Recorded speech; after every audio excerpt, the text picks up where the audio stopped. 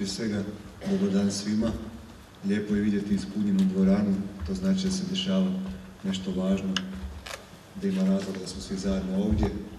Prije svega, pozvan sam ovdje gospodina Nenada Matića, kojega sam zajedno sa kolegama upoznao još u vrijeme dok sam u udruzi Seljačkog saveza bio aktivan.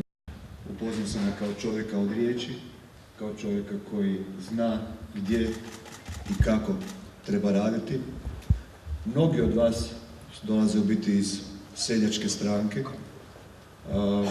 i stvari koje se dešavaju, ja ih ne poznajem, ali vjerujem da je i kroz tu stranku prošlo puno dobrih stvari i da je svatko od vas imao prilike i kroz tu stranku u nekom momentu ostvariti sebi i napraviti neke dobre stvari.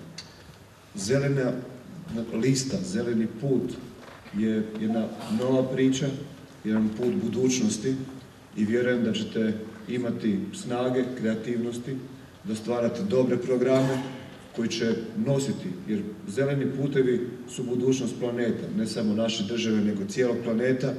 Imat ćete na taj način prilike sudjelovati u stvaranju jedne nove, bolje, ljepše zemlje na kojoj živimo i gdje god vidim da je prilika, da sam kompetentan i da mogu pomoći, bit ću uz vas.